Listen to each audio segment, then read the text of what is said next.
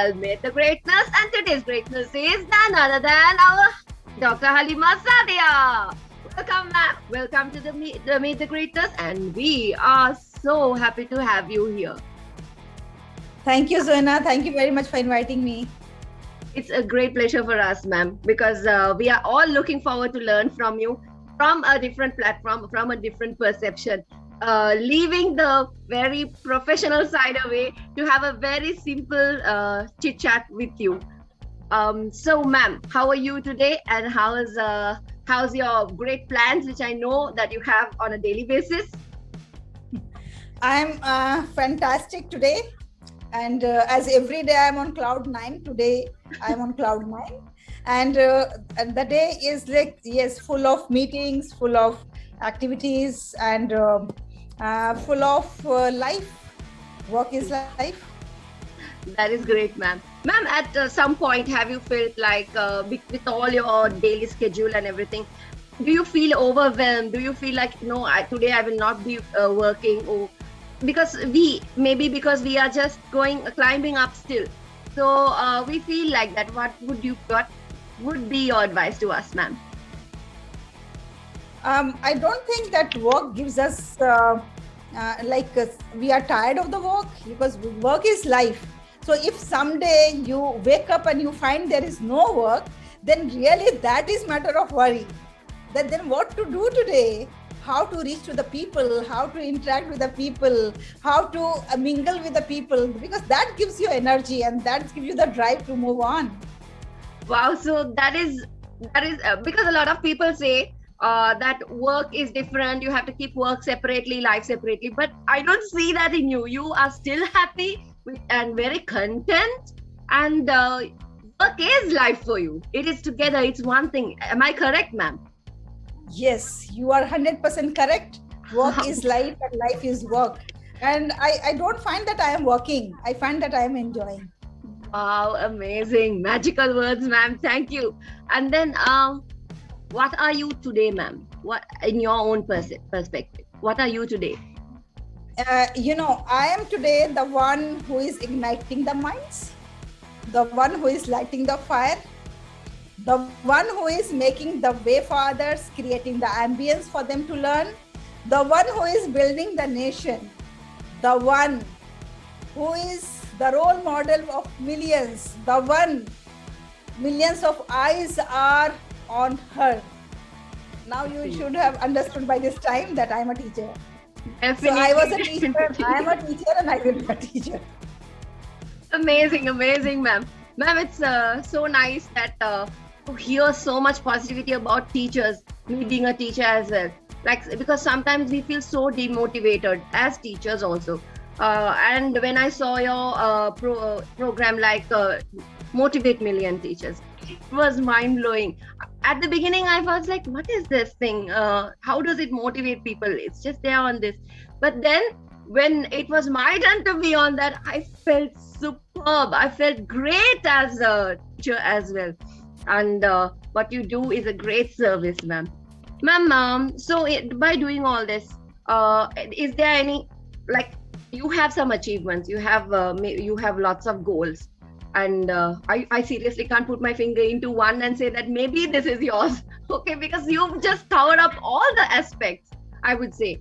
And ma'am, if I have to ask, what would you would have faced to reach in these places? Have you faced jealousy? Have you faced issues coming up, and how did you face them? Yes, well, first of all, your title of the program is Meet Greatness. So to be very frank, I am not great. I am not great. I am a humble to all of us. I am a humble person. Yes, I try to do a few things. And whatever I have achieved so far, as you are saying that anytime I felt jealousy, no, not at all. Because I always found myself at a place where I wanted to be and what I wanted to achieve in life. So there was nothing to be jealous of, or there is nothing to envy. Like suppose if you say that Aishwarya Rai is so beautiful. So I appreciate her beauty, but I am not jealous because I never wanted to be beautiful in life. So whatever I am. I'm satisfied with that. And if you say that, okay, now Bill Gates is a billionaire. So I'm happy that Bill Gates is billionaire, but I'm not jealous because I don't want to be billionaire. I'm happy with whatever I have. So I'm happy with myself, and I want to improve myself, my version of self every day. And that is my race. That is my challenge to myself, that today I have to be better than yesterday. So yes, I have race with me, I have competition with me, but I don't have any envy or any jealous. Yes, envy I have sometimes with the people who are like great knowledgeable people. And when I saw the people speaking so nicely, effectively, the people writing great books, the people who are expressing the feelings, and they are trying, like they are so keen observer that they are observing and minutely to and reading the faces of the people and trying to bring them out through their writings, through their speeches, through their deliveries. So yes, sometimes I feel that yes, one day I also have to be like them, and I have to be more beneficial for the people in whatever way I can be. Wow, amazing words, ma'am. Actually, ma'am, one more thing is that a lot of like few of my colleagues, they feel like they're too old to be having goals and make plans. They're too tired for all that. They think that it has to happen only at an early stage. As soon as you pass that level, then you can reach whatever it is. So, what would be your advice for them, ma'am? Age is just numbers, nothing else. You can be as enthusiastic as 16 years of age at the age of 60. It all depends on the heart. If your heart is young, if your heart is energetic, if your heart is enthusiastic, and for that, one driving force behind your energy is the love. If you love the people, if you love what you do, if you love this world, if you love the entire things in this world, if you love the plants, flowers, rivers, mountains, animals, then you will find that lots of energy in you, because they all are surrounded for you. So if you are energetic, there is no age. Age is just a number. Is energetic, being energetic, does it come naturally or do we have to build it in ourselves? It doesn't come naturally, of course. We have to build it. We have to work upon on it. And when the day starts with with being with the nature, with exercising, with having breathing exercises, going out, having walk, and in the calmness of morning, when entire world is sleeping, or maybe a few of them are doing like you, and then you find that everything is silent and there is a voice in the silence. And then you try to listen to that voice, what each and every petal of flower is conveying the message to you, what these leaves are conveying to you. So that is the time when you take as much energy as possible. Sometimes I used to say to the people that early morning I move out with so that I can fill my lungs with the oxygen, fresh oxygen, as if in Delhi the it was very polluted before lockdown. Now thank God that lockdown is there and the pollution is lesser than before. So that is, from there you can get more. You be with the nature, more you can get the energy from the nature inside you. Wow, so if you can't find energy from anywhere else, it's the nature we can always turn into. Yes, golden words, ma'am. Ma'am, so you have had achievements, goals. From what age did you have a plan on having goals, and how did you make the achievement plan? How did you plan to get there? So, to be very frank, when I was a child, I was very carefree and happy going child. And one thing was there, that one day I wore a sari of my mother, okay, that was yellow color sari, as a child. And my brother was very angry on this, because my brother was very strict. The girls should not wear anything, no earring, no finger ring, no bangles, no kajal, no lipstick, nothing, and they should be very simple. That was my brother. So he was very angry. But the moment I move out of the room wearing that sari, I just wrapped it, in whatever way I could as a child. My nani, like my grandmother and my mother, both of them said, "Oh, you are looking like a doctor." So that was a moment when I realized that maybe I can be a doctor because I look like a doctor.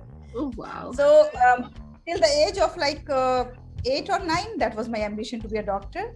But somehow the situation was such that I was sent to a hostel, and there I studied the arts. And then I could not pursue my ambition of being a doctor. Then there was a lady who used to come, and I used to see her from my window. She used to wear a white sari with red border, that typical Bengali sari. So she used to come with the pallu like here and one umbrella in the hand, and she used to distribute something to a government school. I was so much fascinated looking at her, and I used to think, oh, one day I am going to be like her. I am going to be the teacher. So that lady is the reason why I am a teacher today here. So of course I wanted to be a teacher because this teaching is in my family. My grandfather was a doctor. My paternal and maternal, both the grandfathers were teachers. My father teacher, my brother is teacher, my sisters are teachers. So this is into our blood. Wow. That was in my mind, and of course I wanted to be the teacher of higher education, like I wanted to be the lecturer or the professor. But somehow destiny has landed me in this school, and I'm very happy with the school children. And it was really like 29 years I have spent with the school children, and that moment are memorable moments for me. So what you are saying is, in a short way, like one day when we achieve our goals, we will really, really be content and happy. I can see it from your smile and your eyes, the way you discuss about it. Even that small day's dream which you want to achieve, you have come there in a different way, in a different aspect, but alhamdulillah, you're so content and enjoying it, ma'am. So that's great. It's really nice. So ma'am, you get help. Like, how did you find help to get climb this ladder, build yourself? Of course, the Rome was not built in a day, so you cannot achieve the things overnight. Even being a teacher, and that too in the well-established schools, it's not an easy job in today's world. And moreover, being a teacher, I'm more proud of my own personality, as the people have shaped me. And I must name a few people who have contributed, giving you the positive outlook towards the world, and then making you realize that you are not only for yourself, you are for the world, and your existence is for the people, and you have to be more beneficial for them. So all these values that has been imbibed in me by few people, like first of all my father. He's always been a role model for me, and I have never seen him discussing with me or with the children about the worldly thing. I was thinking that he is somebody who is from the other planet, like who doesn't believe into money, into luxurious life, into big buildings, into big sofas and other things. He never discussed such type of things with us. He used to discuss always the story of great people, and the achievements of great people, and the stories of prophets, the story of awliyas, and these type of things. And he used to always motivate us for the learning. So he was the first mentor. Then when I went to a hostel in Azamgarh, there I had a mentor whose name was Nurul An Usmani Sahab. He was the secretary of the school. His way of teaching was such that when every time he used to recite the verses of Allama Iqbal, and Allama Iqbal's couplets are so motivating. सितारों से आगे जहां और भी हैं, अभी इश्क के इम्तिहान और भी हैं. So if you are listening early morning, these type of things, that the sky is not the limit, then naturally as a child you start believing in this, that we have to move forward, we have to go, we have to achieve greater heights. So he was the one, and he used to keep on questioning. The questioning was his major skills of training any child. So every time he used to ask me the questions. And then after that, when I came to Delhi and joined Hamdard Public School, there I had as a mentor Janab Syed Hamid Sahab, who was the Vice Chancellor of Aligarh Muslim University. And then after that, he joined Hamdard Foundation as secretary. So he was such a humble person and just a thorough gentleman, you can say. And he has given me the values and ethics as a teacher. I remember one incident I must narrate here, that one day I took the children for the competition. And in the competition, our children achieved second position. Although the child was excellent in his speech, but he got second position, and the first position was given to the host school. when I came, I naturally we used to go to him and meet him and then give him the good news that we achieved these things. So I said, sir, our child was like so excellent. Everybody has appreciated, but they have given the first position to the whole school, not to our child. So then he said, okay, maybe next time we will get, and congratulated. He congratulated to the child and shook hand, and these things were there. Then afterwards, when we came back to the school, he sent a slip for me, calling me separately in private. So I went to his office. Then he said that congratulations that you have worked so hard. A child was able to get the prize. But I must advise you one thing. Then when you were telling them that there was not right judgment, you should have not said in front of the child. Otherwise, the child will lose faith in all these type of competitions. And the child in future will not participate in the competitions thinking that there won't be any fair judgment. The people are going to do unfair judgment. So to have the faith in the competitions and in the judgments, we should always appreciate the decision of the judges. Whatever they decided second position, fair enough. We are happy with that. So that teaching was so great. I never realized that in this way we have to give the values to the children so that they can lead successful life. So Sayyida Hamid Saha was the one who was a great mentor for me. And there are many other people, like, my students are also my mentors. Sometimes I learn from my students. I've seen that, ma'am, and you openly accept that as well. And ma'am, Yes. this story which you shared with us, it's a great eye-opener even for me. Like, I learned this and I will be carrying this forward with me as well, mashallah. Thank you for sharing that story, ma'am. Ma'am, right. So, who are you as a child, as a teenager, a student, and as a friend? Like, plus some insight, ma'am. I want to know what made you become this great at this time. As a child, I was a happy child. That I told you that I was like, it is said in my mother tongue, mast malan, like the one who is not bothered about anything. You give me to eat anything, I will eat. I never ask for something special. No, whatever you give me to wear, I wear. Wherever you want to take me, you take me. So I was happy, easygoing child. As a teenager, I was very ambitious. That was the time when I was given lots of, I was taught the meaning of life. So I was very ambitious to do something in my life. And of course, as a friend, I am very loyal because I hardly leave my friends. I always try to catch them up with me. If I am contacting them, that's fair enough. If I am not contacting them, then still they are into my heart. So I am very loyal as a friend. And you said as a student, yes. As a student, the people used to tell me that I have not seen you studying much. Then how you are able to achieve in examination great marks? The reason was that I was always very concentrative in the class. I used to listen to each and every word of the teacher, and those things I used to register in my mind.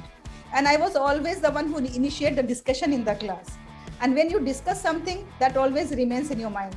So that was the reason I was not spending much time after the school, but in the class I used to learn. So I was like very, I believe in the concentration. That was my characteristics. Oh, of course, yes, ma'am. Amazing, really. And so with your replies, I think I'm sure even now students, if they listen to this speech, even mothers, when they listen to this speech, even as teachers, when they listen to this speech, they will definitely learn a whole lot from which whatever you have shared within this short time period with us, ma'am. So in this path, you would have had many realizations. What would you share with us, ma'am, so that we can, carry something with from you? Okay, I have only 3 realizations. One is the family first. Initially when we are very enthusiastic and we are into any profession and we are the newcomers, we always give the priority to the job. And sometimes we neglect the family. That I also did because that's why I'm advising that is my realization, that we should give the priority to the family. Secondly, we should always love the job, what we are doing.